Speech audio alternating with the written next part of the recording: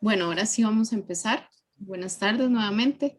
Un gusto saludarlos. Mi nombre es María Rodríguez Solís y les damos una cordial bienvenida de parte de la Unidad de Vinculación Forestal de la Escuela de Ingeniería Forestal.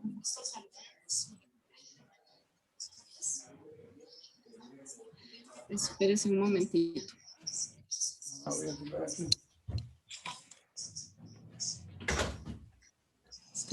Ok. Tenemos un problema técnico aquí. Listo. Como les decía, les damos la cordial bienvenida de parte de la Unidad de Vinculación Forestal de la Escuela del TEC, de la Escuela de Forestal del TEC, y les agradecemos que se conectaran esta tarde con nosotros al segundo día del ciclo de charlas mensuales 2021 de los proyectos activos. Es que algo suena ahí raro.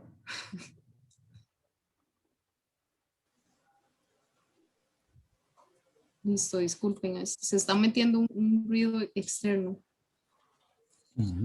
Ahora sí, espero que ya suene mejor. Ok, el objetivo de este ciclo de charlas es informar a nuestros egresados, estudiantes interesados en el sector forestal sobre la investigación y extensión que actualmente proyectos de investigación y extensión que actualmente están activos en la escuela. Esta tarde se hará la charla del proyecto llamado Optimización del componente forestal del Programa Nacional de Conversión de Fincas Ganaderas Silvopastoriles Carboneutrales, a cargo del doctor Olman Murillo Gamboa, quien es el coordinador del proyecto y quien es además profesor investigador y catedrático de la escuela. Bueno, informarles que durante la charla pueden ir haciendo preguntas en el chat y al final de que Olman termine con la charla, vamos a tener un espacio para contestar todas sus dudas, todas sus preguntas. Agradecerle a Olman por la participación y puede iniciar. Gracias. Bueno, muy bien. Buenas tardes a todos. Vamos a compartir, así lo veo yo, vamos a compartir todos los trabajos que hemos hecho en estos, llevamos por 9 años de estar trabajando, desarrollando estas ideas, estos diseños, poniéndolos a caminar, viendo los detalles. La palabra con la que empieza ahí en mi presentación, optimización, es posiblemente la palabra correcta, porque es un proceso, ¿no? Uno continúa mejorando y mejorando, como van a ver. Entonces no me entretengo más. Ahí en este momento, ese es el segundo proyecto grande que hemos desarrollado con silvopastoriles. Hubo uno anterior, ahorita lo menciono. En este momento estamos 3 instituciones de la mano, además del TEC, como menciona María. Está la Corporación Ganadera de Costa Rica, la Corporación Ganadera que se llama Corfoga, y el Fondo Nacional de Financiamiento Forestal. Es una alianza que hemos hecho entre las 3 instituciones, el sector ganadero con el sector forestal.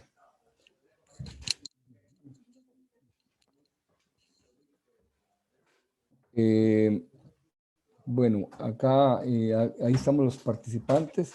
Olman Murillo soy yo, John Lenny Badilla, la investigadora nuestra, Marcos Fallas y Yasmín Castillo son de Corfoga, y Joshua Jiménez es un estudiante nuestro de posgrado que está directamente vinculado con este proyecto. Bueno, aquí es importante, creo que empecemos por el principio. Hola, Definamos bien. Olman, disculpe un momento. Sí, ¿Está compartiendo la presentación? ah, no, ¿verdad que No, no? no. No, yo creo que no. Voy a hacerlo, a ver, ahí, Ahora sí, ya. muchas gracias. Ok, es que sí es cierto, no lo habíamos activado aquí. Bueno, ahí está lo que ya mencioné. Estos somos los que estamos trabajando en este proyecto. Les mencioné el tecnológico, Corfoga y el FONAFIFO. Es importante definir porque si no tenemos, creo yo, ideas distintas. ¿Qué entendemos nosotros por un sistema silvopastoril? Personalmente, bueno, nuestro grupo y nuestro trabajo de estos años, lo entendemos de esta manera. Cuando unimos 2 actividades de manera no solo Es decir, dos actividades con una actividad productiva. Ese fue el enfoque que nosotros le dimos. No lo que yo llamaría pasturas arboladas, que es lo que tradicionalmente vemos en nuestros países, por lo menos en Costa Rica, en la región centroamericana, que uno lo que va a ver es el madero negro, ese tipo de especies en las cercas vivas. Para nosotros eso no es silvopastoril. Eso sigue siendo una ganadería convencional y tradicional. Esto que vamos a compartir, eso sí es para nosotros un sistema silvopastoril donde hay un diseño distinto e incorpora la variable forestal de una manera activa, económica y social, no solo ambiental, porque, repito, todo el concepto de carbono y todos esos temas son meramente ambientales, no están involucrando la parte social ni económica. Entonces aquí es importante aclarar eso. ¿Qué entendemos? Son dos negocios juntos y van a ver nuestra propuesta, nuestro trabajo, por dónde vamos. Entonces, a eso me refiero, ¿verdad? Vean ustedes, esto es un concepto clásico que ustedes van a ver, madero negro y todas las especies, hay una bonita cantidad de especies ahí, que lo que están haciendo es servicios ambientales, que aportan un poquito de nitrógeno y todo ese tema cierto, pero no es verdaderamente un aporte económico, no hay ninguna actividad económica, prácticamente no la hay desde el punto de vista forestal. Esto sí es un sistema silvopastoril. Esta me la compartió mi buen amigo Enrique Trujillo de Colombia. Esto sí es, ahora sí, esto sí se parece esto sí va dentro de la línea nuestra. Y curiosamente esto se puso de moda en Sudamérica, lo he visto en Brasil con eucalipto, fabuloso, los clones de eucalipto en pasturas, en Chile con pino, lo que llaman ellos praderas, en fin. Es interesante, pero en Centroamérica por lo menos no teníamos conceptos de esos, muy, muy raro vemos algo así en Centroamérica. Ahora, yo aquí voy a ver si logro, es que en mi pantalla estos sistemas son, aquí está. Vean, solo en Costa Rica, y probablemente ocurra lo mismo con los demás países, acá es más o menos un 30% del territorio nacional que está con pasturas. Esos números son a veces hasta más altos en otros países. Como sea, es el uso más grande de la tierra que tenemos en toda la región.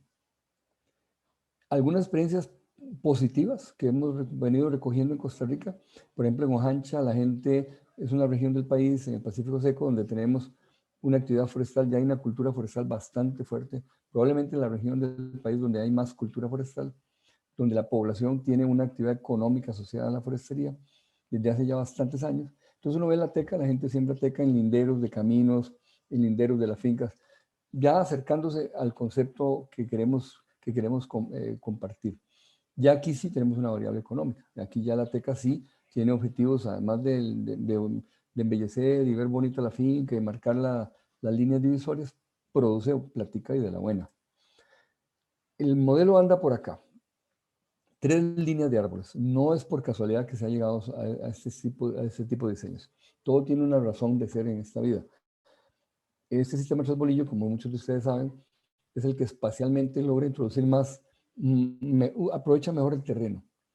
Ahora, de una vez aclaro, este modelo lo hemos visto, bueno, yo lo he visto bastante en Brasil, en Colombia, y en esos países ellos sí permiten que el ganado ingrese a la parte donde está la parte forestal. Nuestro diseño no lo permite. Nuestro diseño hasta ahora, la línea ha sido juntos pero no revueltos. Tal vez más adelante pudiéramos tener el ingreso de animales de bajo peso, terneritos y cosas de esas.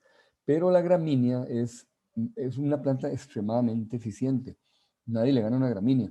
Y sobre todo los pastos mejorados son increíblemente agresivos. Entonces, por esas razones, y porque el animal daña, el animal se rasca, el animal ramonea los árboles, se come un poquito de corteza, el animal sí impacta a los árboles. Entonces, nuestra propuesta ha sido franjas de 6 metros de ancho sin permitir el ingreso de los animales.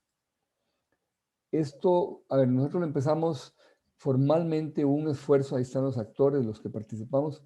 En el 2014 estuvimos 3, 4 añitos trabajando juntos, 3 universidades de Costa Rica públicas, y ahí están todos los compañeros que estuvimos activos en aquel momento, y más o menos siguiendo esta misma línea.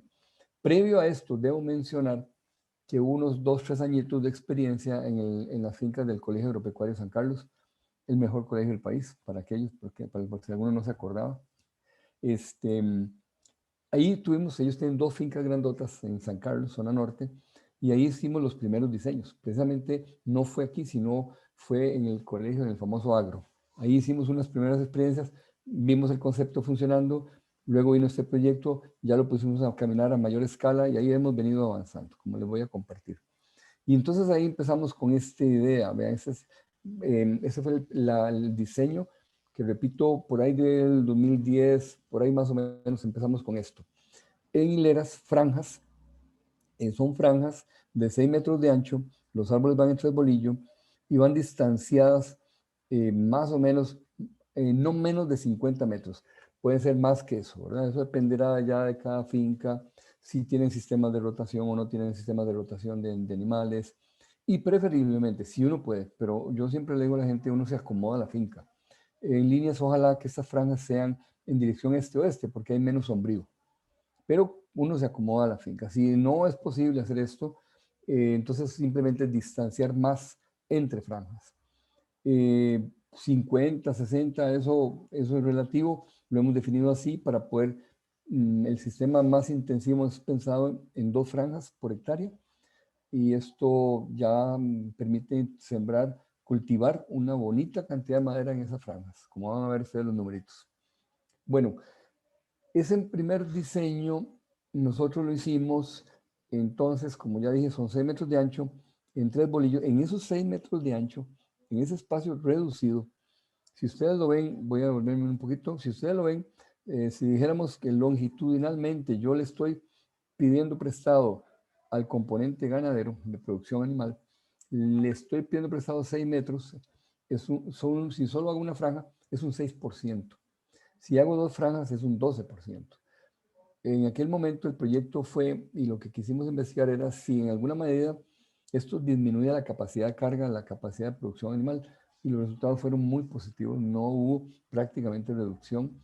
Es decir, con ese diseño lográbamos que no se perdiera como mucha área efectiva, por así decirlo, de pasto, y los animales, claro, con un buen manejo. Y ellos lo que hicieron fue investigar en eso, con los colegas de los zootecnistas que hubo en el proyecto, y les daban un poquito de complemento animal, un complemento alimentario, y con eso funcionó, pero sin problema. Ok, entonces vamos de nuevo al diseño. Si yo tengo 2,50 metros entre franjas, me sobran 50 centímetros a cada lado, y ahí están los 6 metros, para que nos entendamos.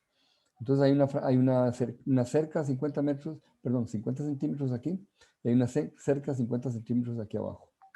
Nosotros estamos usando más la cerca viva, perdón, la cerca eléctrica y usando poste vivo, que es como lo más barato y lo que hemos visto, pero en fin, ese es un tema que podemos luego conversar. Eso se puede cambiar. Y los árboles van entre el bolillo. Entonces los diseños nuestros eran así. Lo hicimos, ahorita les voy a compartir, hicimos unos ensayos empezamos a investigar con distancias de siembra para ver cómo optimizábamos el número de árboles y ver el crecimiento de los árboles, lógicamente, ver el rendimiento, producción de madera, etc. Bueno, la cosa fue que estos fueron los numeritos, si ustedes hacen eso así, caben 25 árboles en cada una de estas líneas en 100 metros. Si ustedes dividen 100 entre 4, les van los 25 arbolitos. Aquí caben 25, 25 y 25 en una franja de 100 metros de longitud. Lógicamente, en cada finca esa longitud va a ser completamente variable. Entonces, lo que primero hicimos fue, bueno, ¿y cuántos árboles y si esas distancias qué? Porque observen que como hay 2 líneas que van en el borde y una en el centro, las 2 líneas de borde, las 2 líneas de árboles de borde, tienen todo el efecto de campo abierto, tienen luz, tienen muy buena luz. Entonces, la hipótesis fue en aquel momento, bueno, esos árboles van a crecer más rápido que una plantación compacta, que es bastante obvio, porque tenemos todo el efecto borde. Entonces empezamos a investigar distancias de siembra longitudinalmente, es decir, sobre la línea, si lo sembrábamos cada 6 metros, cada 5, cada 4, cada 3, cada 2 y cada 1. Cada 2 metros y cada 1 metro es obviamente una locura, porque en Costa Rica, para los que no saben, aquí se ha venido poniendo, son modas interesantes que están ahí todavía, el tema de la biomasa, la posibilidad de producir energía, madera para energía y cosas de esas. Entonces, lo incluimos. Incluimos dos tratamientos, como parte de la investigación. Evaluamos a 2 metros y a 1 metro. Entonces, de ahí empezamos a ver el resultado de cómo crecían y cómo se comportaba el sistema. Empezamos a sembrarlo en varias partes del país. Hubo varias repeticiones, lógicamente. Este es un ejemplo muy bonito que sembramos el año pasado en la zona sur, Pacífico Sur del país. Una finca de un señor muy activo en Corfoga, es uno de los productores de ganado ejemplares de ellos. Ellos tienen toda una red nacional que ahorita menciono, de fincas, escuelas y regiones del país, la Corporación de Ganadera de Costa Rica, que es una institución muy, muy sólida, entonces nos están ayudando montones. Obviamente los árboles, y no lo había mencionado, ahorita menciono cuáles especies estamos usando, todo viene de mejoramiento genético, porque aquí la idea es, en esa franjita, con esos 6 metritos de ancho que nos están dando la oportunidad para hacer un bonito desarrollo, un cultivo de madera. Y entonces, lógicamente, estamos dando todo el conocimiento silvicultural que ha sido muy fuerte en Costa Rica y sobre todo en nuestra escuela. En los últimos años hemos venido muy, muy, muy fuerte con el tema de silvicultura intensiva, es decir, clones del mejor rendimiento posible para cada región del país, todo el tema de manejo del suelo, tema de encalado, fertilizado y control de malezas, etcétera, etcétera, etcétera. Y toda la silvicultura del mundo se aplica acá. Y en el caso de la melina, usted no es melina, es azteca, estamos usando clones tolerantes al ceratocistis, que es parte de los programas nuestros de mejoramiento genético. Que para los que no conocían y recordarán, hay toda una actividad muy intensa en buscar genotipos, clones, tolerantes al ceratocistis, que es el que causa la pudrición de la melina y también la teca en Sudamérica. Bueno, mencionaba Corfoga porque, bueno, además de ser aliado, tenemos una muy bonita relación con ellos ya de hace varios años. Y ellos tienen el país todo dividido y tienen campus, escuela, que llaman ellos por regiones. Tienen productores clave que son como los que hacen todo mejor, son la gente que tiene los mejores resultados, etcétera. Entonces ahí es donde estamos como una estrategia de desarrollo del proyecto. Está usando esta plataforma, por así decirlo. Entonces ellos nos ayudan montones porque ellos tienen gente en campo, buscan a los finqueros, hacen toda la parte de fomento, uno por uno. Y esa foto que mostré es uno de esos señores del Pacífico Sur, que eso está, para los que no conocen bien Costa Rica, está por esta región del país. Bueno, hemos venido publicando, es importantísimo, ¿verdad? Estar publicando. Nosotros, este fue un primer trabajo, ya este articulito salió en Agronomía Costarricense el año pasado, donde Mónica fue nuestra hija, en aquel momento fue nuestra estudiante de tesis. Ella hizo un trabajazo con su tesis de licenciatura en la Universidad Nacional y aquí estamos todos los demás que la acompañamos en aquel momento. Y ya publicamos un bonito trabajo, un modelo de costos del componente forestal. Aclaro, no voy a profundizar, obviamente, mucho en la parte ganadera, no es mi especialidad.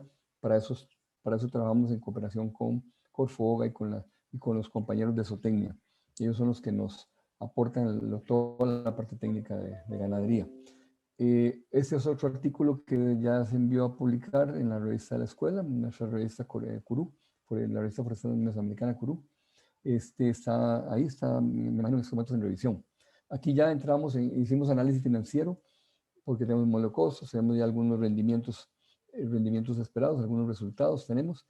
Y entonces de ahí, de hecho, el Fondo Forestal de Costa Rica, el FONAFIFO, usó buena parte de esta tesis para diseñar, ya tenemos diseñado un sistema de financiamiento para sistemas silvopastoriles, para el componente forestal, perdón. Esta es una serie de materiales divulgativos que hemos venido produciendo. Esto salió este año y ya ahorita sale otro más. Y ahí seguimos ya trabajando para llegarle a todo el sector ganadero y principalmente el sector ganadero. Bien, avanzo acá. Nosotros empezamos a notar de los resultados de los ensayos que las 2 hileras de borde como que no estábamos aprovechando el terreno, no estábamos aprovechando y podíamos sembrar más denso. Vimos que había mucho daño de viento porque son sistemas muy abiertos. Entonces dimos, bueno, aquí hay que sembrar un poquito más denso las dos hileras que van en los bordes, y vamos a dejarla del centro a 4x4. Que el de 4 metros fue el que nos dio los mejores rendimientos en crecimiento en diámetro de este diseño, de estos primeros ensayos que hicimos. Entonces dejamos 4 metros el árbol del centro y a 3 metros los dos árboles de las orillas, las dos líneas de borde. Créanme que también hemos investigado, por ejemplo, si hay diferencias entre la línea izquierda y la línea derecha, dependiendo por dónde sale el sol. Recuerden que hay un lado este y va a haber un lado oeste, depende cómo quede su franja. Hasta ahora no hemos visto diferencias significativas. Si el sol de la mañana, el sol de los viejitos y los chiquitos, que beneficia más a los árboles, probablemente. No tanto es por la calidad de luz, sino por la cantidad de luz. Porque en las tardes, obviamente, y sobre todo en nuestro país, casi siempre, y hay una buena parte del año que llueve, entonces casi siempre la mañana es más soleada que la tarde. Entonces, hasta ese nivel hemos venido, ese detalle lo estamos llevando. Medimos la línea al centro, la línea a la izquierda, la línea a la derecha, la que tiene exposición al este y al oeste. Ok, entonces cuando ya pasamos a 3 metros, si ustedes dividen 100 entre 3, aquí caben 33 árboles. En el centro podemos sembrar 25 y en la otra borde otros 33. Con esto ya tenemos, entonces ya pasamos de 75 árboles a 91 árboles en la misma franja. Pues ya vamos ganando aquí, vamos sumando, vamos siendo más eficientes, produciendo más madera, más biomasa, más carbono, más platica para un productor de carne o de leche o de, ¿verdad? Sistema mixto. Bien, de las especies que hemos usado hasta ahora, estamos plantando, son las siguientes. En las regiones más lluviosas, ahí no hay prácticamente restricción, podemos sembrar todas estas especies, que es lo que hemos venido, unas más que otras. Lógicamente, teca y melina es lo que más se demanda en este país, es lo que la gente más pide, pero hemos venido definiendo este grupo de nativas. Hago la cuñita, hay una comisión nacional en Costa Rica, ha habido todo un trabajo grande de muchos años sobre especies nativas. Tenemos una comisión nacional donde estamos varias instituciones y el Estado del MINAE, y ahí hemos definido cuáles nativas para tratar de focalizar más en Costa Rica el desarrollo de la silvicultura, porque si no, con esas 1.600, 1.800 especies que tenemos en Costa Rica, y nunca vamos a terminar. Entonces aquí definimos, estas son nuestras especies clave para el desarrollo de silvicultura que estamos promoviendo en Costa Rica. En las regiones del Pacífico seco, es la zona más seca del país, ahí sí ya tenemos restricción, sobre todo con nativas. Ya no podemos sembrar algunas nativas de alto valor, etc. Estas nativas se eligieron no solo por su facilidad de propagación, sino por su altísimo valor en mercado, potencial o real. Y en todas ellas tenemos ya algunas, unas más que otras, tenemos programas de mejoramiento genético. Por ejemplo, en Diptex tenemos huertos semilleros, Concordia tenemos huertos semilleros ya produciendo. En Guanacaste, Cerela, eso tenemos árboles plus. Y pilón, esta nativa, que es una madera espectacular, ya tenemos clones. Y vean esta que está aquí señalado, más adelante voy a retomar este elemento, porque las franjas tienen que darnos un servicio ambiental que pide la ganadería. Necesitamos sombra en el periodo seco, en las horas pico de temperatura, los animales sufren mucho. Vamos a tomar eso. Bueno, todo iba muy bien. Y vean ustedes, este es un colega muy querido nuestro, Dago, el famoso Dago, profesor nuestro de la escuela, fisiólogo, silvicultor, y de ahí la gente no se queda quedita en este país.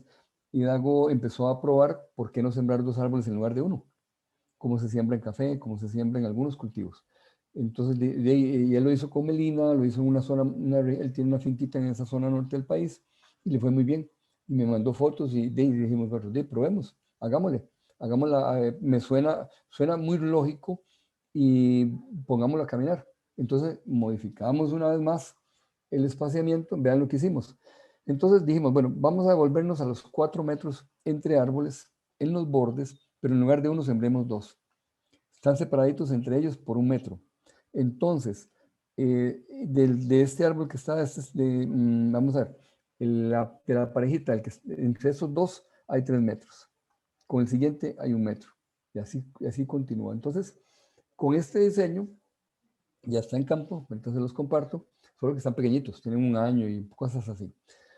suena como que sí, es posible y nos daría un montón de elementos más, nos abre un montón de posibilidades. Ok, entonces fíjense ustedes que aquí podríamos tener ya muy clarito, por ejemplo, un esquema de raleos, un nuevo servicio ambiental, lo pongo acá, porque en algunas regiones del país sí tenemos problemas de vientos. Entonces, en la franja ya no sería solamente para todo lo que ya sabemos, ¿verdad? Producir madera, fijar carbono, etcétera, etcétera, belleza escénica. Vean que ya podríamos pensar con ese tipo de diseños en rompevientos, que vieran que sí, sí es importante en muchas regiones. Entonces, con este diseño, si ustedes agarran esto y lo dividen entre 100 metros, le caben 50 arbolitos. Seguimos teniendo 25 en el centro y otros 50. Ya llegamos a 125 arbolitos. Entonces vean cómo jugando con diseños espaciales, jugando con espaciamientos, hemos venido progresando y progresando y pasamos de 75, que fueron los primeros diseños, a 125. Ya se puso bonito. Y si ustedes agarran por cada 500 metros de franja, tenemos una cantidad bastante generosa de 750 arbolitos. Vean, si lo hacemos hoy, si lo asociamos con cualquiera de las especies que estamos hoy día plantando, eso equivale a una hectárea, más o menos. Ya 500 metros, aunque sea una sola línea, una sola franja que ustedes logren plantar con este diseño, vamos a tener ya el equivalente a una hectárea reforestada en forma compacta. Y con el beneficio del efecto borde, una vez más, y una serie de beneficios que estamos teniendo, porque en un espacio muy chiquito estamos siendo muy, muy eficientes. Entonces vino otra pregunta, vinieron la pregunta de la sombra. Muchos buenos productores nos decían, bueno, pero a ver, pero yo necesito sombra.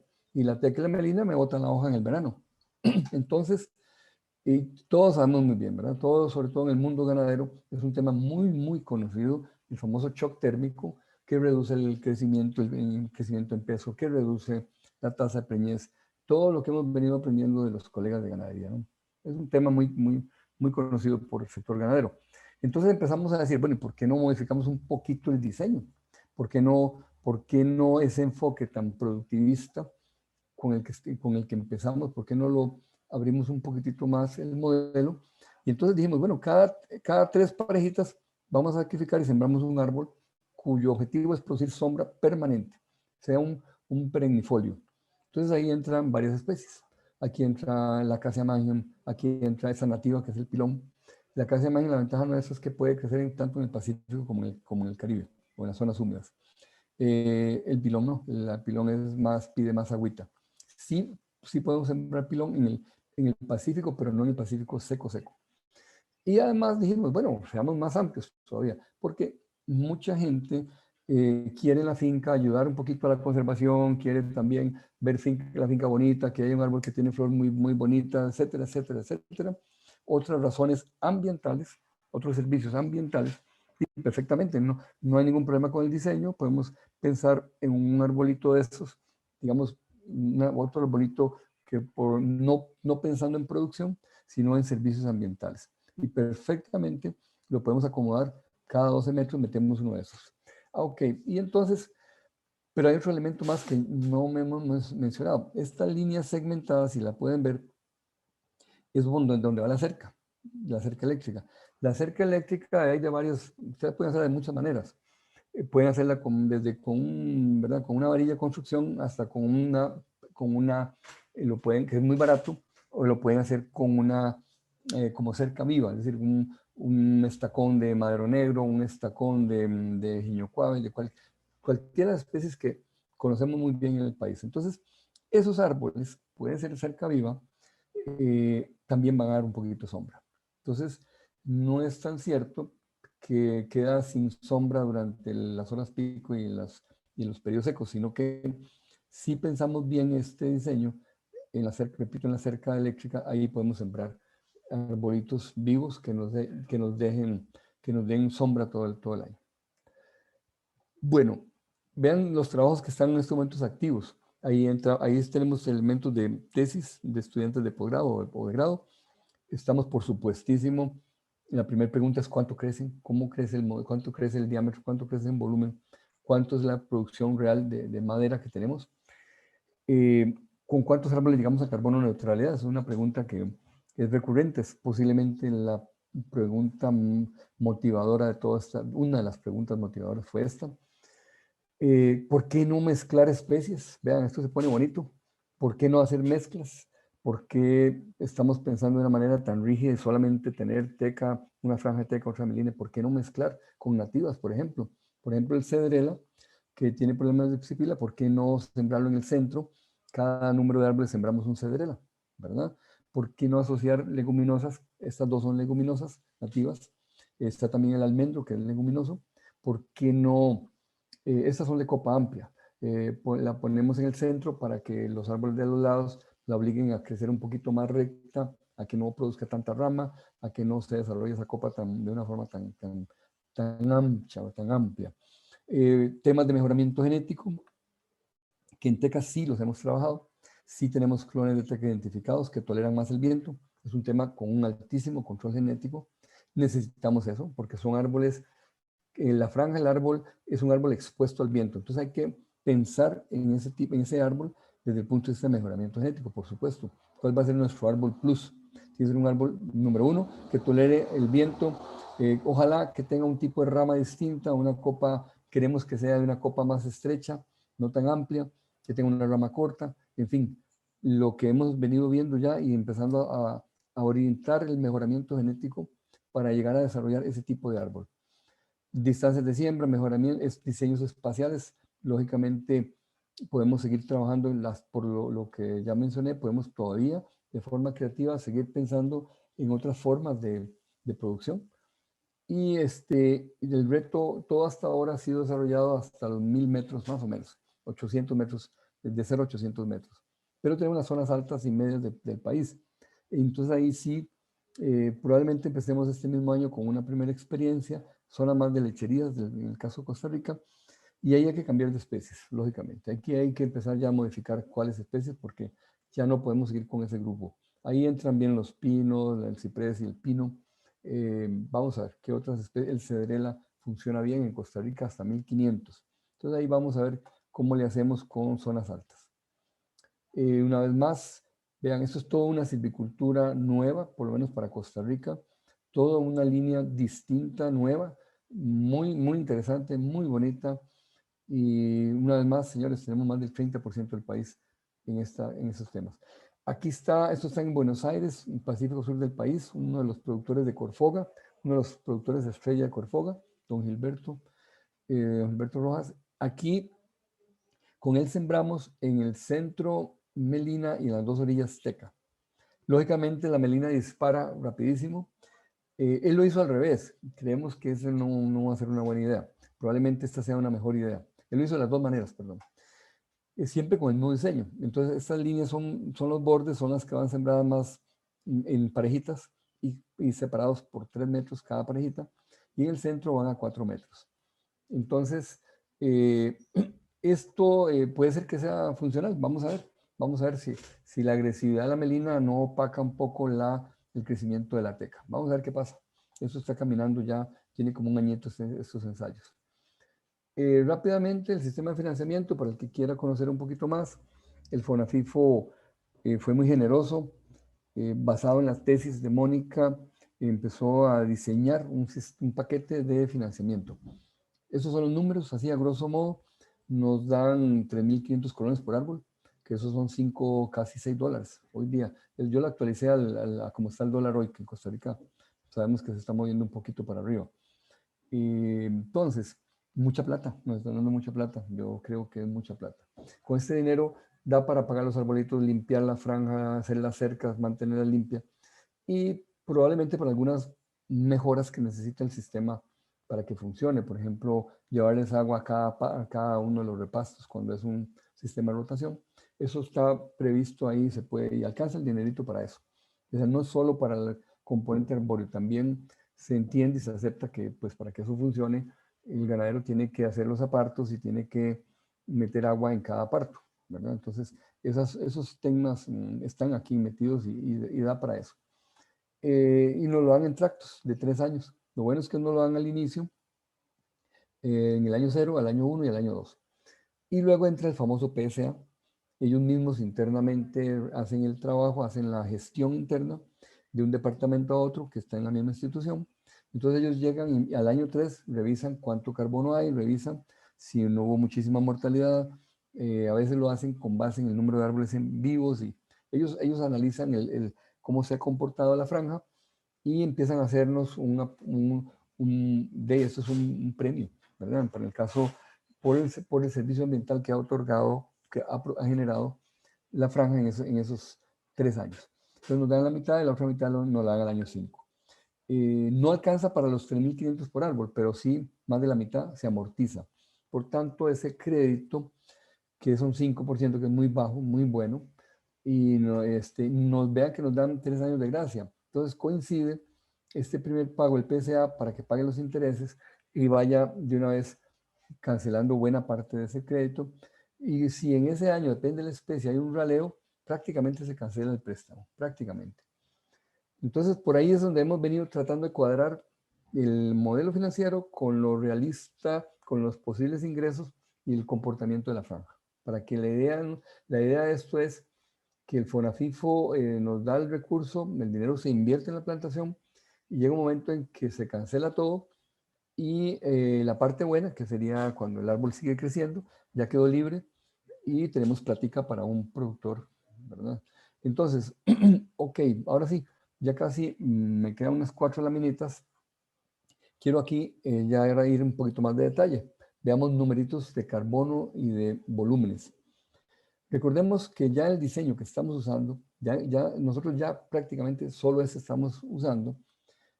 Por cada franja de 100 metros de largo, tenemos 125 árboles. Entonces aquí tengo para teca melina y 2 nativas, el almendro y el pilón. Concentrémonos en teca melina, que son como las más conocidas para muchos.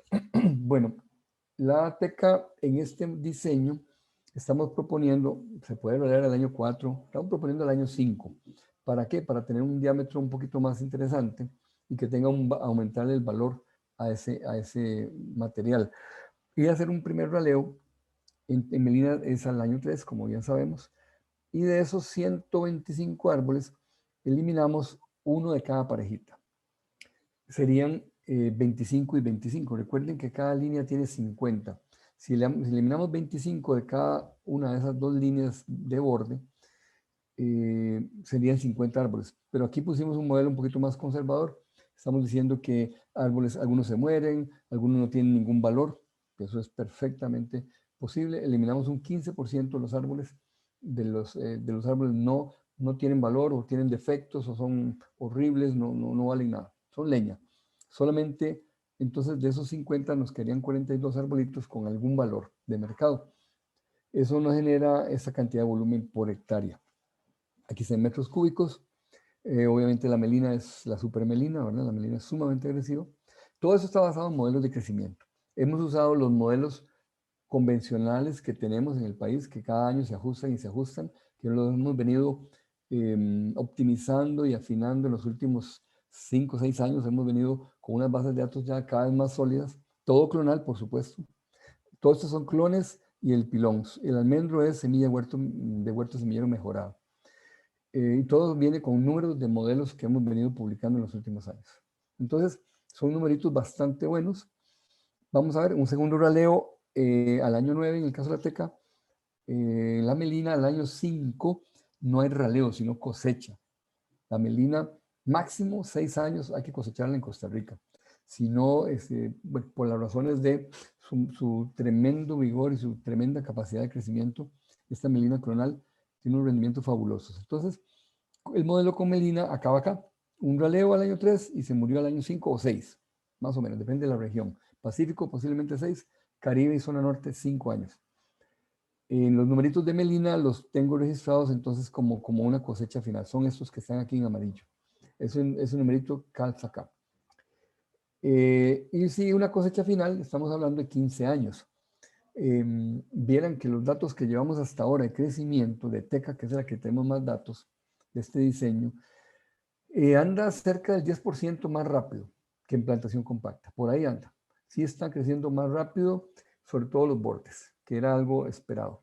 No tenemos todavía los números certeros, hay que evaluar más, no lo tomen todavía como un resultado fijo y que así va a ser siempre, no, esperemos un poquito más, esperemos a tener más datos de más condiciones de sitio, de más zonas del país, pero pareciera que sí, que vamos a ganar por el efecto orden, andamos casi un 10% más rápido. Y entonces estamos diciendo, bueno, al año 15, bueno, al año 15 podríamos pensar en una cosecha final. Esta fecha, esta edad tiene que ir, ojalá, conciliada con el sistema productivo ganadero. No lo hemos mencionado, pero a la parcita, recuerden que a la par de los árboles está el ganadero con su actividad. La idea es conciliar ambas cosas que coincidan. Ellos recuerden que en la ganadería, el sistema funciona, ellos meten un hato, tienen un número de años, lo engordan, lo sacan, lo venden. Ellos tienen ciclos, algunos de 2 años, otros 3 años. Y está el sistema también de mixto, en fin, ahí hay varias modalidades, se vuelve un poquito complejo. Pero quedémonos con los árboles, vamos a los árboles. Entonces, si yo hago una cosecha al año 15, voy a obtener con 45 árboles, y la melina son 75, porque repito, se hizo cosecha aquí más temprano, y nos da estos metros cúbicos en suma, tenemos esta cantidad de metros cúbicos por franja de 100 metros de largo y de 6 metros de ancho. Vean los números, no son nada despreciables. Y eso en dólares, al precio actual hoy día de Costa Rica, vean ustedes, son 7,000, un poquito más de 7,000 dólares por franja en 15 años. Ok, entonces lo que yo hice acá, para que nos entendamos, como la melina en 5 años hace un ciclo, aquí sumamos 3 ciclos. Mientras usted saca un ciclo de teca o un ciclo de pilón y almendro, usted saca 3 de melina. Entonces, por eso están aquí ya los numeritos, corresponde a 3 veces melina, todos los demás una vez. Ya creo que ya van entendiendo cuál es la idea aquí, por dónde va la cosa. Ahora sí, vámonos a carbono neutralidad. Vamos a ver cómo está la cosa. Si hacemos esos números y los convertimos en carbono, este volumen, vean que es el volumen anterior, aquí está en la plática, lo convierto en biomasa. Aquí estamos usando las ecuaciones convencionales que algunos buenos investigadores han venido desarrollando, sobre todo en los últimos años. Ahí hay varios trabajos de William Fonseca, varios colegas han estado trabajando en el tema de biomasa y las conversiones. Usamos las normas del IPCC de conversión a carbono y con todos los factores de carbono por especie. Y recordemos, para el que no es muy diestro, muy conocedor de esto, se utiliza la densidad de la madera. Además de unos factores de conversión para obtención de carbono, se fundamenta en la densidad de la madera. Y para convertir de este volumen a este volumen, se usa un factor de expansión, que se le llama así, que más o menos estima cuánto es el resto de la biomasa del árbol, y algunos incluyen el tema de las raíces, la biomasa de raíces. Entonces aquí está considerado, estamos usando las ecuaciones que se han venido oficializando. Y bueno, y aquí está el carbono. Ahora vea, el carbono, importante, se mide toneladas por hectárea.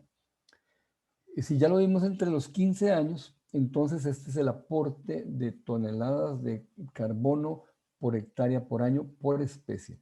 Entonces vean que la melina es obviamente el ganador en esto por su capacidad de producción, su mayor dinamismo. Nos genera más del doble que todos los demás. Entonces, calculamos las emisiones, hicimos un modelo de 10 hectáreas que eran donde con la escuela de ganadería, perdón, con la escuela de agronomía del tecnológico, con los compañeros de zootecnia, ellos tienen unas fincas muy grandes en la zona norte, y ahí hicimos un modelo empezamos a volar, perdón, a caminar todo este modelo, y ellos tenían un hato de 25 cabezas durante 2 años, hicimos un ciclo completo, e iniciamos un segundo ciclo que ese no logramos terminar, no. En el primero sí logramos, ellos midieron todo el peso, el engorde, todo lo que hacen ellos para calcular si había sobre todo una pérdida en capacidad de carga, que no la hubo, que fueron los resultados. Ahí hubo varias tesis. Eso está publicado también, si quieren conocer de la parte ganadera. Y la parte nuestra fue la tesis de Mónica, que ya les compartí. Y ahí estimamos que el carbono con 25 cabezas en un modelo de 10 hectáreas, en una rotación bastante bonita, bastante bien hechita, eso generaba emisiones por las excretas del ganado de aproximadamente 35 toneladas por hectárea al año. en un modelo de 10 hectáreas. Entonces, las franjas, estos números, entonces lo que hay que hacer es multiplicarlo por 10. Porque, repito, estos números que ustedes ven acá, esta primera columna, equivale solamente a 100 metros. En las 10 hectáreas, entonces en las 10 hectáreas asumimos que, si ustedes dicen, bueno, de una manera rápida, pues tengo 1 kilómetro de franjas repartidas, distribuidas, y a veces hasta más. Vamos a ver, si yo tengo una sola franja por hectárea, esa sería la comparación. Entonces tendríamos, aquí tenemos la cantidad de toneladas capturadas de carbono por hectárea por año. Perdón, para las 10 hectáreas. Si metemos 2 franjas, que fue lo que hicimos de hecho ahí, cada 50 metros una franja, que es perfectamente posible en el diseño, con una buena rotación, con un buen diseño de campo de la finca ganadera, usted perfectamente puede meter 2 franjas. Pero ya los numeritos se pusieron más interesantes. Vean ustedes, ya andamos más cerca de este número de 35 toneladas. Entonces, cómo andábamos, en qué porcentaje la sumatoria de todo este carbono me lograba la neutralidad? Simplemente hicimos una división de este número contra este número y nos dijo que la teca con una sola franja solo lograba compensar, mitigar un 30%. La melina con una sola franja ya mitigaba cerca del 70%. ¿Ven? Es que la melina tiene esas bondades por su velocidad. Con 2 franjas, la teca llegaba a un 60%, la melina se pasó. Y ahí abajito están los números de pilón y almendro. Entonces hicimos el ejercicio, bueno, ¿con cuántos árboles se llega a carbono neutralidad por especie? Con teca tendríamos que sembrar 365 árboles. Recuerden que eso sería un poco más de 2 franjas. Cada franja tiene 125. Por 2 me daría 250. Me faltarían como 100 arbolitos más de teca para tener carbono neutralidad. Con melina no, al contrario. Vean que con 2 franjas ya me pasé. Es decir, con 150 árboles de melina ustedes tienen una carbono neutralidad. Y con almendro necesitaríamos 1000 árboles. Y con pilón necesitaríamos otro montón de árboles. Entonces, ¿cuál es la lógica acá? La lógica es combinar melina con cualquiera de las otras.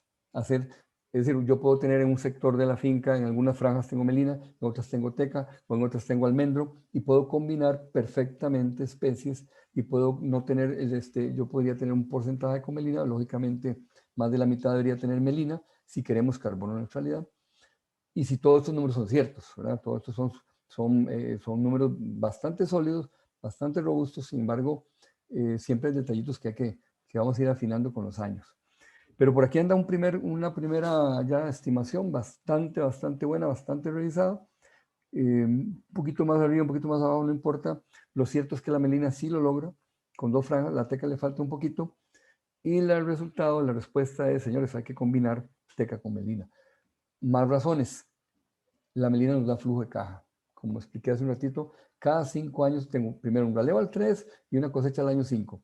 Nos genera un flujo de caja del carajo. Entonces, nos permite ingresos para mantener las fincas. Gran parte del problema forestal, y sigo con el tema, es que nuestros ciclos son demasiado largos. Financieramente son muy difíciles de aguantar, sobre todo para un pequeño productor, un mediano pequeño productor no puede aguantar, darse el lujo de tener ahí madera en plantaciones convencionales. En cambio, en estos sistemas, vean qué bonito, yo puedo tener una combinación de especies y la melina es la que me va a pagar todos los gastos de mantenimiento de la finca, y aquí es donde yo voy a sacar platica todo el tiempo para estar arreglando cerca de gastos, que se me casó la hija, que tengo que pagar el tractor, que tengo que pagar un préstamo, vaya y corte la melina y empiece a mejorar sus ingresos. Y ahí sí tendríamos un impacto, vean, aquí sí tendríamos un tremendo impacto socioeconómico para Costa Rica y para cualquier país que desarrolle ese tipo de modelos. Y rápidamente hicimos un corrido, en la tesis de Mónica está, es ese artículo que está en prensa. Hicimos un análisis para melina y teca de la rentabilidad. Lógicamente la melina iba a tener una tasa muy alta de rentabilidad, superior ligeramente a la teca. Para muchos, yo cada vez que hago estos análisis, siempre me sale más rentable melina que teca, aun que los precios de teca son tan buenos. Pero el problema de la teca son los ciclos tan largos, ¿de acuerdo?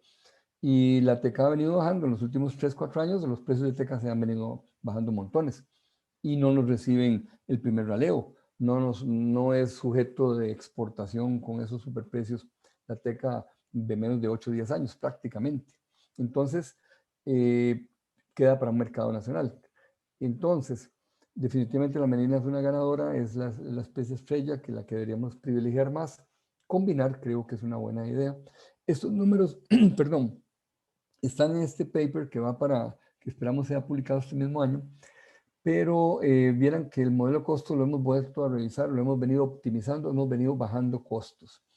Recuerden que un buen ingeniero forestal tiene que hacer dos cosas: aumentar producción y disminuir costos. Creo que es la filosofía más sana del mundo. Costa Rica es un país sumamente caro. Entonces nosotros hemos venido en el modelo bajando costos. Por tanto, esos números estamos seguros que van a mejorar todavía más, esos indicadores financieros. Rápidamente, algunos problemitas, no todo es bonito ni fácil en esta vida. El ganadero no es un agricultor, no es una persona que tiene limpia las fincas y esas cosas, no, tiene una cultura distinta, tenemos que adaptarnos a ellos. Cuando usted le dice que tiene que mantener limpia la franja y quemadito el pasto y que el pasto no ingrese y que ese es un negocio como durmiendo con el enemigo, el arbolito está acá y acá está su actividad, aquí está la actividad forestal, aquí está la actividad ganadera, no es fácil, ¿verdad? No es fácil. Hay que estar mucho encima de ellos y convenciéndolos y hacer todo un esfuerzo por convencerlos. Hemos tenido problemillas de exceso de sombra, cuando la gente no poda las ramas o la franja no es este-oeste, sino norte-sur, por ejemplo. Va a dar más sombrío. Si está sembrado, esta gente no tenía un distanciamiento muy bien pensado, era muy empírico. Estas son experiencias de la zona norte del país, experiencias que empezó a desarrollar el FONAFIFO. Hizo un esfuerzo muy interesante con pequeños finqueros en toda la zona norte de Costa Rica, en la zona de San Carlos y los Chiles. San Carlos. Esto se puede resolver con poda, se puede resolver revisando el espaciamiento. Hay varias maneras y tenemos máquinas para que lleguen a más de 5 metros. O sea, podemos hacer bastante de eso y sí, se puede reducir muchísimo el impacto de la rama. También habría que pensar en el pasto, un elemento sí técnico, el lado ganadero. Hay pastos que toleran cierta mayor sombra que otros. Entonces ahí también podemos pensar en esos elementos. Esto le pasó a un ganadero, fue interesante, un caso. Él tenía un madero negro, el vecino, y el hombre le sembró la franja de melina ahí al lado y le mató toda la cerca viva. Entre el pasto y la sombra de la melina le mataron la cerca viva. Entonces a veces con los vecinos hay que pensar mejor las cosas y ver si o la ponemos la franja a otro lado o sacrificamos una línea, que es lo que hemos tenido que hacer. Por cierto, ese caso no lo puse acá. Nosotros estamos ahorita montando unas franjas en una finca, y ahí pasan los cables de luz. Tuvimos que sacrificar toda la línea de borde y dejar las otras dos líneas, por ejemplo. Otro problema clásico: los terrenos son casi siempre en ganadería muy compactados, muy erosionados, con quema, en fin, esa es la realidad, por lo menos muy costarricense. Entonces ahí está dura la cosa, ahí está complicada. Nosotros no es posible mecanizar, prácticamente no. Son fotos reales, esto es en Pérez de León, en San Antonio Pérez de León, un muy buen productor. Y entonces el señor tenía una holladora y los resultados fueron espectaculares. La holladora es espectacular, el hueco que genera, descompacta, en fin, una herramienta, una tecnología que por Dios no cuesta gran cosa. Hemos venido probando, midiendo costos y todo con la holladora, y eso resolvería, es una mini preparación de suelo. Creo que es lo mínimo que deberíamos hacer, y nosotros creemos que esto debería formar parte del paquete tecnológico, porque sí es un tema fuerte. Bien, yo creo que hasta ahí estaba lo que quería compartirles. Esa es una fotica ahí de las vaquillas, de las novillas de nuestro ensayo ahí en el tecnológico en la finca La Vega. No sé, hasta ahí llego y no sé si entonces estoy con ustedes por las preguntas. Excelente, Olman, muchísimas gracias. Sí, hay varias preguntas por acá. Benjamín Paulowski dice, ¿aumenta el volumen en las ramas del borde? ¿El volumen en las ramas? No entendí la pregunta. Porque ¿Aumenta el sí, volumen de ramas en el borde? Sí, claro. El árbol, al tener el estímulo de la luz, Las dos líneas de borde generan mucho más ramas hacia afuera, lógicamente. La densidad de ramas aumenta. Ahí podríamos pensar en la poda, lógicamente. Nosotros sí lo tenemos en el paquete y en el modelo de costos. Sí hay que podar. El árbol del centro, Benjamín, inclusive el árbol del centro es interesante porque los árboles del borde son diferentes al árbol del centro. El árbol del centro va a ser de mejor calidad, más recto, más esbelto, casi siempre tiene más altura comercial. Los de los bordes reciben todo el impacto del viento, tiene más ramas. Sí vemos que en el largo plazo, en 10, 15 años, sí va a haber diferencias en la calidad de los árboles, en los fustes, en todo sentido. Y un tema es el tema de las ramas, que hay que podar más, claro. Perfecto, muchas gracias. Edwin Jiménez dice, los distanciamientos dependen de la arquitectura de la copa de los árboles a ser usados. Ujú. Cambiaron la distancia de los árboles en modelo de 3 a 4, ya no quedan las plantas en 3 bolillos. ¿Hubo Eh, diferencias estadísticas en el crecimiento? Tenemos apenas un año de estar llevándole datos. Edwin, sí quedan entre el bolillo. Cuesta un poquito más, pero sí quedan entre el bolillo. Voy a explicarle por qué. Si usted vamos a ver por qué no se me devolvió. Voy a irme al diseño. Sí queda entre el bolillo, Edwin, porque si usted ve, este va a 4 metros. La pareja, el centro de la pareja va a 4 metros también. Y lo que pasa es que usted no siembra el árbol a 4 metros, sino que se corre 50 centímetros, mete uno, y si corre 50 centímetros, mete el otro, la otra parte de la pareja. Sí se puede mantener entre el bolillo. A la gente le cuesta un poquito, en el mundo real, le cuesta un poquito realmente mantener el trebolillo. El trebolillo es una maravilla, pero cuesta un poquito más sembrarlo en el terreno. Para mucha gente se le hace un poquito más difícil y si hay pendiente y lomas, pues cuesta un poquito más. Pero teóricamente, sí, el diseño sí mantiene el trebolillo. Segundo, estos árboles son de borde. Entonces la hipótesis es que, claro, tenemos una competencia muy fuerte, pero tenemos el efecto de luz y pensamos que aún así el diámetro no se va a deprimir tanto porque tengo el campo abierto y esto va a ocurrir hasta el primer raleo. Entonces luego yo hago un primer raleo, elimino uno de estos dos, el más malito de cada pareja, y ya me he quedado en 4 metros. Ya ahí la hipótesis es que no hemos llegado hasta ahí, vamos por un año. La hipótesis va a ser que al volver a ralear, el centro no se ralea, se mantiene igual. Vuelvo a abrir, permite un poco más de ingreso de luz, todo el fenómeno del raleo. Pero tenemos un efecto de borde que ese es el interesante. Queremos ver hasta dónde podemos sacar el máximo provecho a este efecto de borde. No tengo todas las respuestas todavía, esperemos un poquito más. Y sí es cierto lo que usted dice, depende de la especie. Si yo aquí en el centro meto alguna otra especie como Guanacaste o cenícero, podríamos repensar esos distanciamientos. Es correcto. La copa es clave, hay que conocer mejor la arquitectura de copa de cada especie para ver estos mismos diseños. Eso funciona muy bien para teca melina. Ya cuando tenga una especie nativa con una copa mucho más amplia, habría que revisar bien estos espaciamientos. Listo. Perfecto. Espero. Yo creo que esta la contestó ahora al final, pero podemos repasarla. Ernesto Prado dice, ¿existe alguna limitante para realizar algún tipo de mecanización del terreno? ¿O si lo hicieron? En el Colegio Agropecuario sí lo hicimos porque el terreno lo permitía. Y eso, claro, cuando el sitio lo permite, por supuesto, es altamente recomendable mecanizar, sin ninguna discusión. Esa foto que yo mencioné son reales, ¿verdad? Estos son casos reales nuestros que hemos venido sembrando y cuando usted tiene eso ahí no se puede mecanizar. Entonces ahí tenemos que ir con la holladora, que es lo mínimo que deberíamos hacer, creo yo. Si el terreno lo permite y el señor está dispuesto, lo hacemos. Nada más les menciono que recordemos la cultura del ganadero.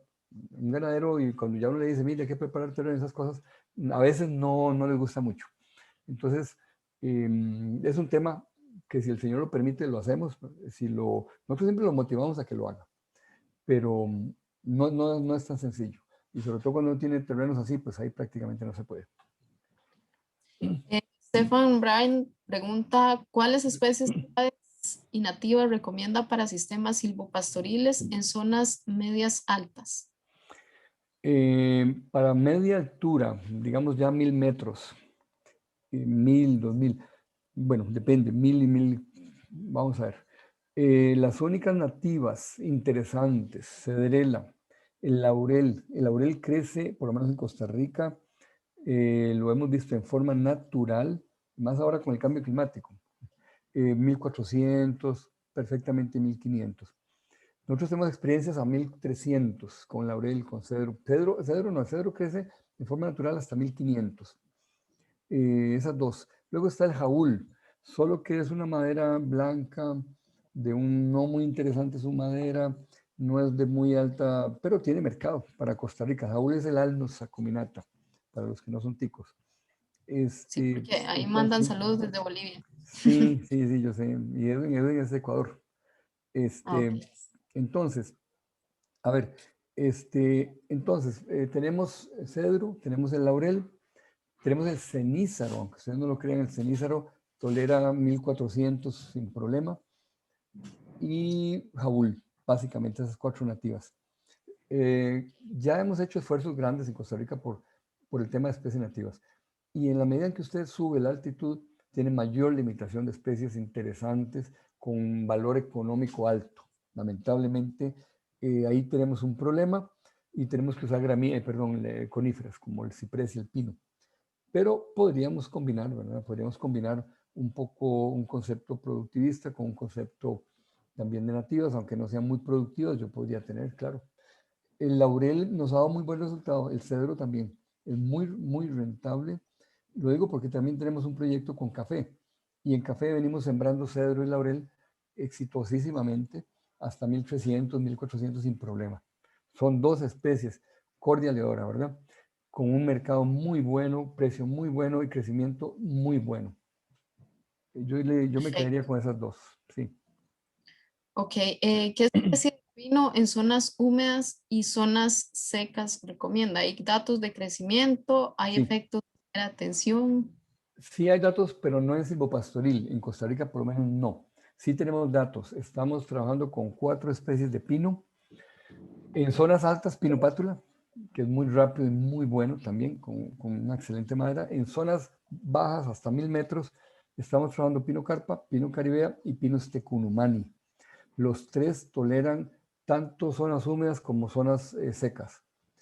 Hubo en los 80s muchos datos cuando todavía sembrábamos pino en Costa Rica. Recuerden que en Costa Rica, por esas cosas raras de Costa Rica, la gente dejó de sembrar pino.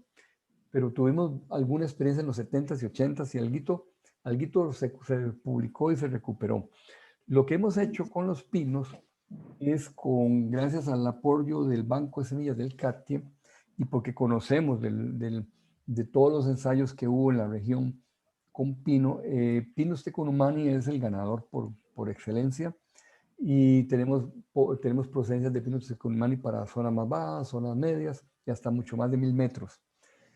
Y tenemos semilla muy buena, entonces, de Nicaragua principalmente, de Yúcul, y antes eran de Belice, de Nicaragua. Entonces, como nosotros sí sabíamos de eso, los que tenemos más juventud acumulada, sabemos de toda esa parte de pino, entonces simplemente buscamos las mejores materiales que conocemos de pino en la región, que son esas que ya mencioné. Y hay otro pino que estamos muy interesados, es uno que el Camcore lo ha desarrollado con mucho éxito, es nativo de Honduras y de esas regiones. Lo estamos trayendo en el CATI con Diego Jiménez, él nos está proveyendo ese material. Ahorita me olvidé el nombre. Bueno, es una quinta especie de pino. En este momento el pino lo vamos a usar con varios fines, no solo de producción, sino también de rompeviento. Y recordemos que el pino, la ventaja que tiene, además de la madera, que en Costa Rica, gracias al pino chileno, el pino rayata chileno, que aquí le llamamos chileno, abrió el mercado de la madera, tiene un precio interesante. Vamos a usarlo en Guanacaste, en las zonas secas muy ventosas. Vamos a usar acacia magna y pino, que es lo que tolera vientos y suelos difíciles. Suelos difíciles y con vientos, lo que hay en esas regiones de Guanacaste, es lo que vamos a usar. Perfecto. ¿Cuántos árboles como máximo financia FONAFIF? Sí, esa es una parte que ellos dividen 5 millones de colones entre esos 3.500 que yo les mencioné, que ellos dan por árbol, y eso nos da como 1.450, más o menos. Lo que la gente hace es, pero eso es por contrato, el FONAFIFO así lo definió, es una regla que ellos establecieron, pensando en pequeños y medianos. Yo, a mí no me parece porque perfectamente podríamos ir mucho más rápido, podríamos sembrar mucho más fincas y todo, porque 1.400 arbolitos, vean, con una franja de 100 metritos tengo 125. No, no es nada, no es nada. Entonces, lo que alguna gente ha hecho es que si tienen la finca o en varias, a ver, varias escrituras, cada escritura es un contrato distinto. Entonces la gente ha hecho o crea una escritura más por ahí, ha logrado recibir del FONAFIFO 3, 4 contratos. Y entonces ya sí, ya podemos hablar de casi 1.500, es un poquito menos, 1.400, ahorita no recuerdo exacto, 1.430, no recuerdo. Perfecto. Esa es una limitación, pero es una limitación del FONAFIFO. Ujú. Alonso Ulloa tiene varias preguntas. Para el proyecto, ¿consideraron especies de pastos a sembrar? Nosotros no, ellos sí, sí, claro, ellos evaluaron varios tipos de pastos, Mombasa y ahorita no recuerdo el otro, que son los que están de moda en esa región de San Carlos. Sí, claro, el mundo de los pastos es enorme, enorme, enorme, y ellos están hablando de también probar pastos que toleren un poquito más la sombra para evitar esos efectos en las orillas de las franjas, para que no se les pierda mucho el pasto por ahí. Y sí, sí, me acuerdo de eso, pero sí, claro, ellos están probando siempre pastos. Perfecto. ¿Consideraron especies arbustivas como fuente de proteína para los animales para la estación seca donde hay escasez de pasto? Como forrajeras, digamos, sería. No, pero en ese diseño se podría, ¿verdad? En esta comodín, llamémosle comodín, ¿verdad? Este árbol, llamémosle un árbol comodín, que puede ser para uso múltiple. Puede ser desde lo que quieran, puede ser forrajero, puede ser cualquier especie. El diseño lo permitiría y no habría problema. Y si quieren sacrificar más árboles de madera de producción por tener otros árboles, podrían hacerlo perfectamente. El diseño, eso es una propuesta, ¿verdad? Esto, la verdad que aquí lo importante es que haya una adopción del concepto de franja. A nosotros nos interesa más el concepto de la franja, porque es más eficiente. Y realmente cada productor puede adecuarlo a su realidad y a sus intereses. No, no habría problema. Perfecto. ¿Se consideró el tipo de raíz de las especies forestales para el diseño del sistema silvopastoril? No, no lo hemos tomado en cuenta. Sería algún efecto de que la raíz se salga, de hecho lo va a hacer, se salga debajo de la cerca y pase al potrero, ¿verdad?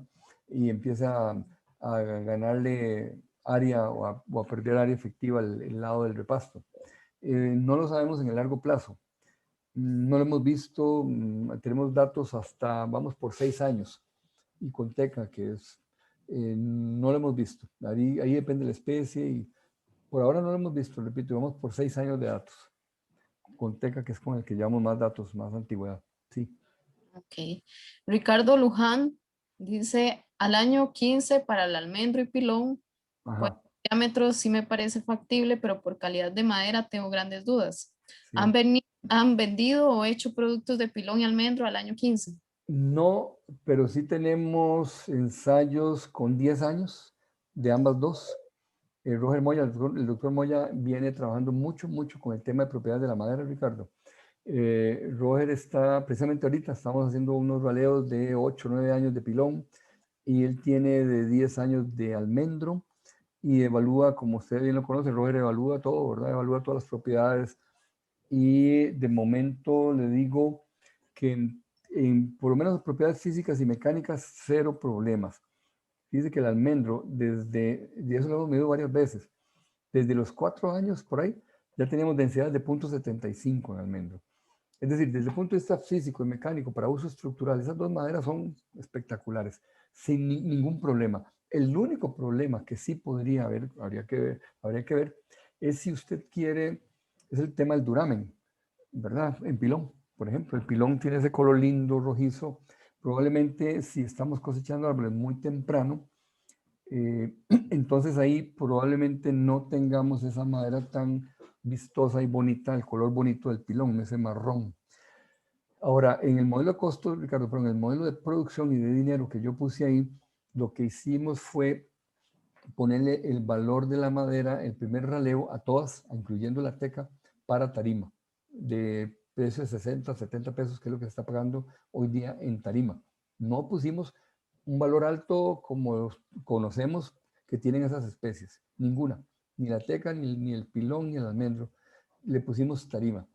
Y la melina pusimos tarima, excepto ya la melina gruesa le pusimos un poquito más. Entonces, dependerá, Ricardo, dependerá. Yo creo que la única limitación sería, en mi opinión, va a ser para el pilón, porque el del almendro me parece a mí que el color de la madera no es un tema tan significativo. Dependerá del mercado, creo yo. No de las propiedades, perdón, termino, no de las propiedades físicas y mecánicas, que es tal vez lo más importante en su uso estructural. Perfecto. ¿Tienen datos sobre la producción de biomasa de pasto en kilogramos por hectárea por año en términos de materia seca y materia seca potencialmente digestible bajo ese tipo de sistemas?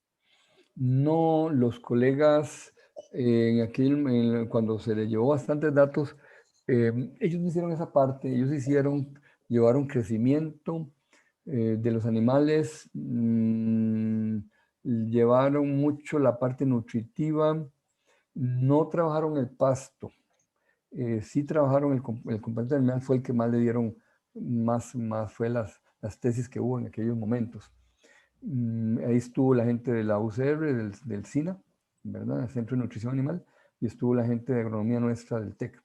Ellos privilegiaron más el tema nutritivo y crecimiento del animal, no el engorde, no, el peso, no hubo trabajo de pasto. Es una buena observación. Como yo mencioné, de hecho ellos están hablando de eso, de evaluar pastos que toleren un poquito la sombra. ¿Qué clones de teca utilizaste? Ya que depende del clon. ¿Tienes diferente sombra y cantidad de ramas? Dice Juan Pablo Quiroz. No, ese detalle no tenemos. Lo que sí tenemos es clones diferenciados para la zona norte, clones diferenciados para la zona pacífico de Costa Rica, la zona más seca, digámoslo así. En Melina también, estamos haciendo más o menos lo mismo ya hemos logrado ir separando, pero lo que hacemos más bien, nosotros lo que hacemos es usar el top 10, los mejores 10 clones por región, y tratamos de que la gente utilice esos 10 clones. Una investigación que vamos a empezar a hacer con teca y melina, precisamente este año, es sembrar franjas monoclonales con los mejores 10 clones. Entonces, por ejemplo, 100 metros es un clon, otros 100 metros otro clon, para aumentar la productividad. Pues esos son los trabajos que vamos a empezar a hacer este mismo año, con las dos especies, en varias fincas que tenemos ya listas para plantar. Ok. Mario Coto dice, excelentes los datos que nos han compartido. Muchas gracias, Olman y el equipo. Quisiera conocer si de ese dato del 30% del territorio nacional brindado Ajá. es relativo a la totalidad de las fincas ganaderas en el país. Sí, lo cogí del último censo agropecuario, correcto. ¿Hay alguna priorización territorial más puntual y si dentro del marco de la implementación del NAMA Ganadería ha habido acercamiento para aprovechar este nuevo conocimiento? No, cosa curiosa, ¿vio? Mario Coto, no. Bueno, gracias. Primero, no lo hemos hecho ni con café. Y tenemos un montón de años de trabajar con las dos cosas, ¿verdad?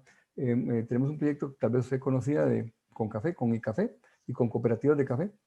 Y no hemos tenido acercamiento con el MAC o con los encargados del NAMA Café ni el NAMA, en el caso del NAMA Ganadería, el mismo tema. No, la verdad no. No, y vamos a ver, voy a evitar, voy a decirlo más fácil. Nosotros estamos trabajando con Corfoga, de hecho queremos ampliar ahora el proyecto a las cámaras de ganaderos y bien, enhorabuena, si los de Nama Ganadería quieren tener algún acercamiento, no tenemos ninguna limitación, no, digamos, el tecnológico está abierto a todo. Yo ni siquiera los conozco, para decirlo así, en 9 años y resto que tenemos que estar en esto, ni siquiera los conozco. Yo sé que ellos han estado trabajando, por ahí uno oye las publicaciones, trabajando bastante fuerte temas de de nutrición, de alimentación para reducir emisiones.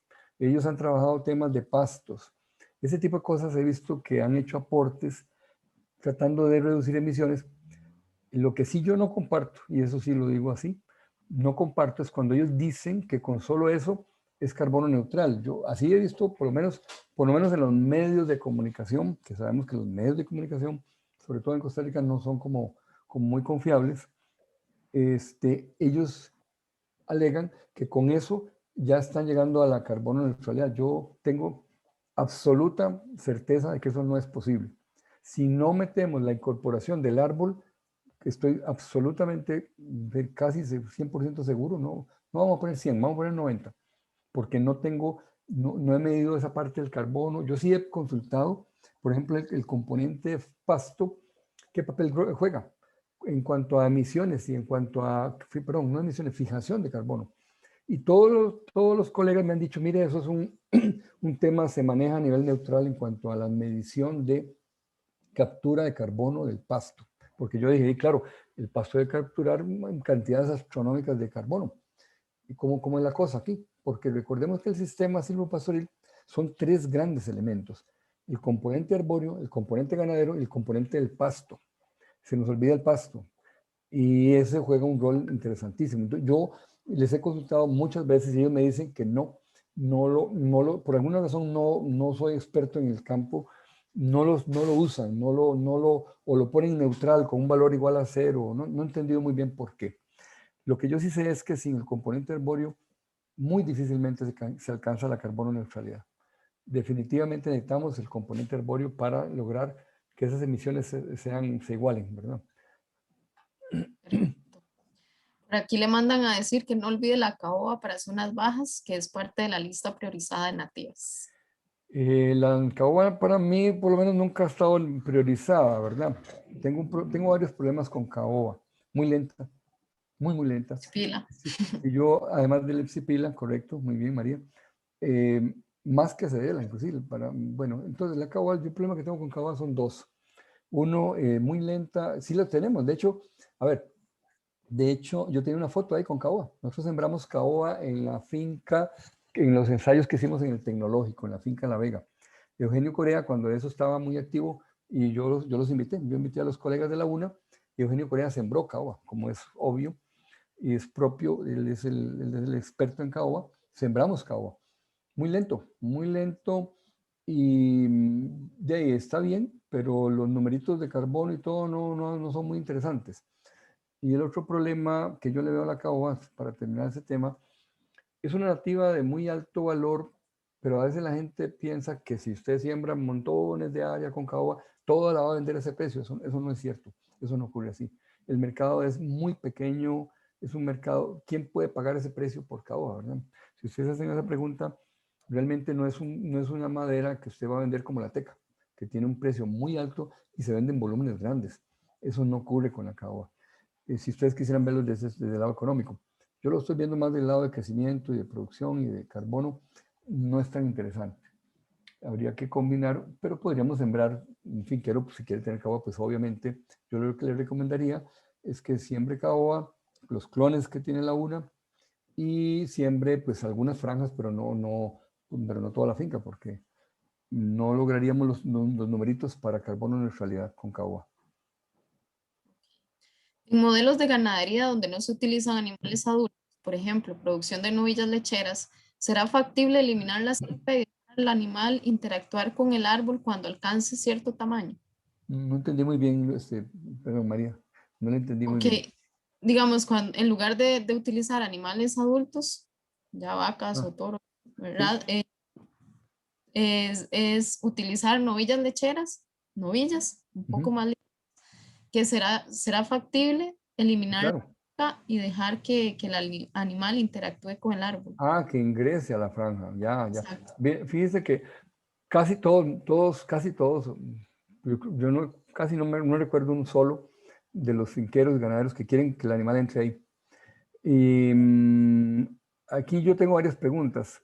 Si yo he hecho un buen manejo de la franja, no hay pasto, no hay pasto. A comer no va a ir. Va a ir a cestear, va a ir a descansar, va a irse a refrescar de la calor, como dicen en San Carlos, de la calor. No va a ir a comer, ahí no hay comida. Animales pequeños, personalmente he pensado que animales de pequeños, de bajo peso, podría ser cuando ya los árboles tengan cierto desarrollo.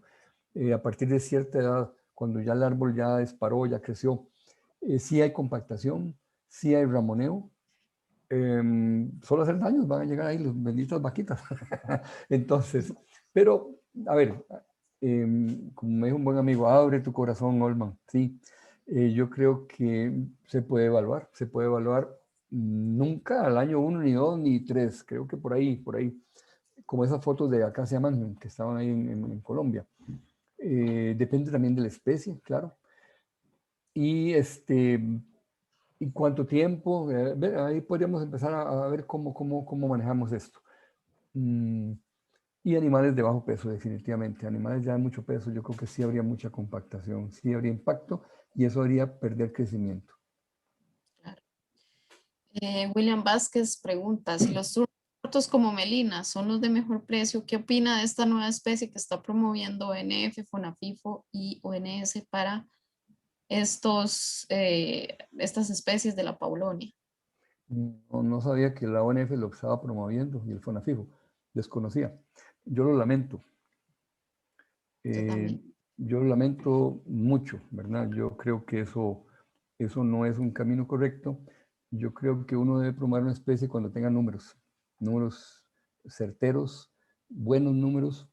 Yo no creo que sea prudente, menos que el Estado, ¿verdad? Las instituciones del Estado promuevan algo que no sabemos si funciona. Eso me parece, yo diría, muy, no sé, no es seguro para un productor. Yo no lo haría nunca. Espero que no sea así, William, espero que no sea así. Espero que no yo no sabía que el FONAFIFO y el ONF lo están promoviendo. Me parece el mismo cuento que la balsa, ¿verdad? Maderas de bajo valor blancas, de baja densidad blancas. Yo no soy de esa línea, no comparto esa línea. Yo comparto, mi filosofía en esto es Costa Rica, país caro, carísimo, mano de obra cara, tierra cara, debe pensar fincas pequeñas. Son 3 elementos que tenemos acá en Costa Rica. Finca pequeña, tierra cara, mano de obra cara. ¿Cuál es la lógica de eso? Solamente árboles de muy alto valor. Solamente deberíamos pensar en maderas de muy alto valor o de una producción tan buena cuyo precio de mercado, pues como la melina, que no es de tan alto valor, pero su tremenda productividad compensa. Y les aseguro, y yo quisiera ver los números a ver si le ganan a la melina. Yo estoy casi seguro que ninguna de esas especies le gana a la melina. Casi seguro. Porque yo lo he visto en Ecuador. Por ejemplo, yo tengo muchos años de trabajar en Ecuador. Todos los años voy a Ecuador. Y la balsa no produce, un árbol de balsa no produce jamás lo que produce una melina. Es un árbol de 5 metros de madera. Ciclos muy cortos, pero la melina, cuando usted saca una melina de 20 metros de madera, como la que tenemos en el Caribe, yo creo que no le llega, pero ni a la mitad. Entonces, creo, no lo veo responsable que estemos promoviendo uso de especies sin suficiente información y sobre todo la información de mercado. ¿Qué vamos a hacer con esa madera? El cielo y la tierra. Nos ofrecen y nos dicen que eso va a ser el cielo y la tierra. Yo hasta no verlo no lo creo. Yo prefiero darme tiempo, demos tiempo, y yo si hubiera preferido ver parcelas y cosas de esas, pero Sí, por ahí dicen que la ONF no promueve la Paulonia. he dicho, me alegra oír eso, porque sí, para mí sería una contradicción, ¿no? Y ni el FONAFIFO tampoco, sería una contradicción. No podemos dar dinero. Bueno, el FONAFIFO no es tanto el problema, porque el FONAFIFO, el tema de PSA no riñe con el PSA, ¿verdad? Y sí, están fijando carbono, están creciendo. No tiene ningún enfoque productivista, es un enfoque ambientalista. Recordemos que el PSA es un concepto ambientalista. Ahí no hay ningún problema.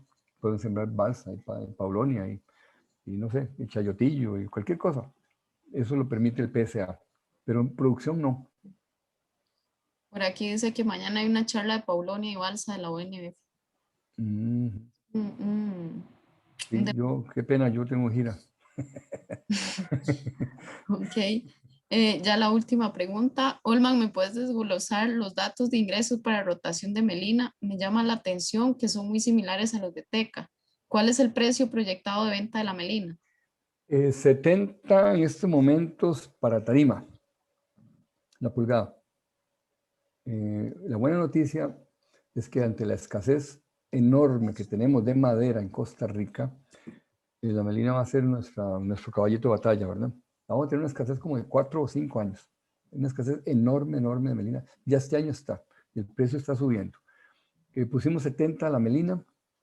Bueno, sí, porque como mencioné, el primer raleo, tanto teca, todo eso es tarima. Eso no se vende ya como madera. La teca, el primer raleo, perfectamente funciona en tarima y no tiene mercado, prácticamente no. Hay muy poquito mercado para teca delgadita, sin duramen. Entonces lo pusimos exactamente igual, el primer raleo. Ya en el segundo raleo, sí ya se descompone en dos, porque sí hay arbolitos que ya alcanzan algún valor de mercado más interesante, en el caso de la teca. Y la melina gruesa sí, hay un precio un poquito mejor, no mucho, no mucho.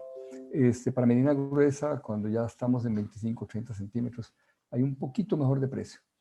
Pero tendríamos que, a ver, hay un modelo de costos para eso, yo tendríamos que ver todos los numeritos que están ahí.